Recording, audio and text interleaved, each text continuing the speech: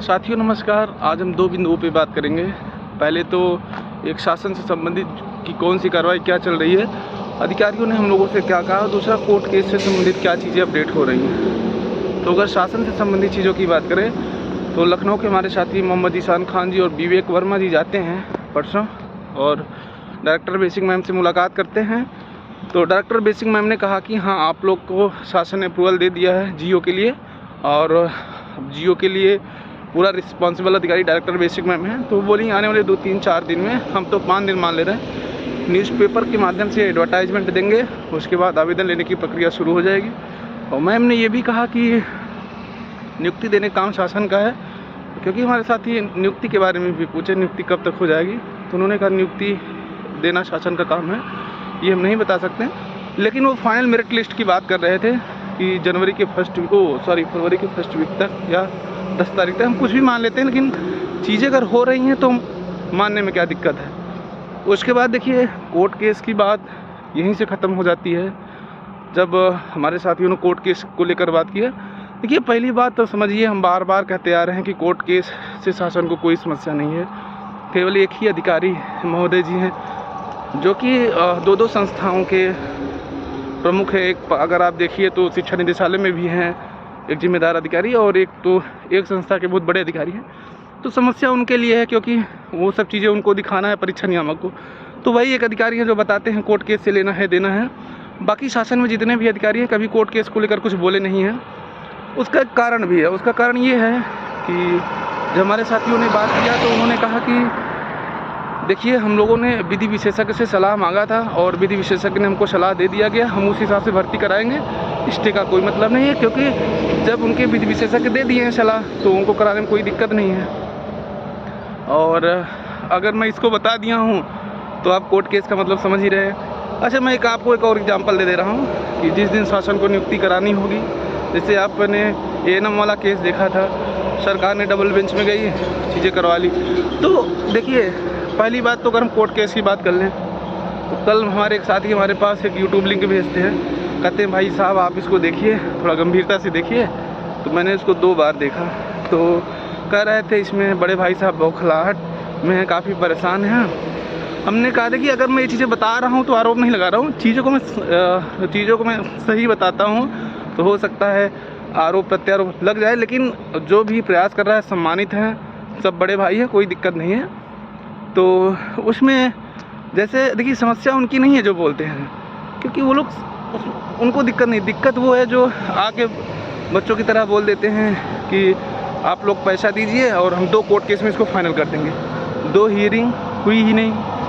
समस्या है उनको वहाँ पे सफाई देना है कि पहले दिन का देते हैं कि 12 को हमने कम डेट लिया, 7 ही दिन का डेट लिया, दूसरे दिन का रहते हैं कि जज साहब को जाते वक्त मैंने बैठा दिया, कहा मेरा कोर्ट केस भी सुनिए। ये तो जैसे मूवी वगैरह में होता है। खैर, हम उनकी आलोचना नहीं कर रहे हैं, समस्या उनकी नहीं है जो बोलते हैं, क्योंकि समस्या उनकी है जो उनके बॉडी में काम करते हैं। मैं सबको जानता हूँ अच्छी तरीके से, क्योंकि बोलने वाला आदमी क्या होता है कि उनको बता दिया जाता है, वो बोल देते हैं कोई दिक्कत नहीं है।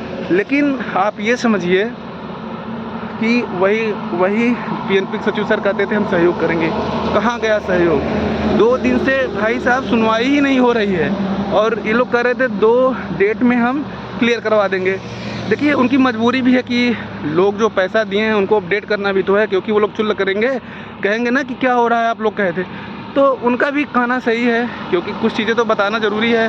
अगर उसको बढ़ा चढ़ा के नहीं बताएंगे तो चीज़ें क्लियर नहीं हो पाएगी। आप लोग आराम से बैठे रहेंगे, शांतिपूर्वक देखते रहेंगे। हाँ भाई लोग, देखिए सब लोग काम कर रहे हैं, ऐसा नहीं है, लेकिन मैं आपको जो बताना चाहता हूँ आप उस बात को समझिए।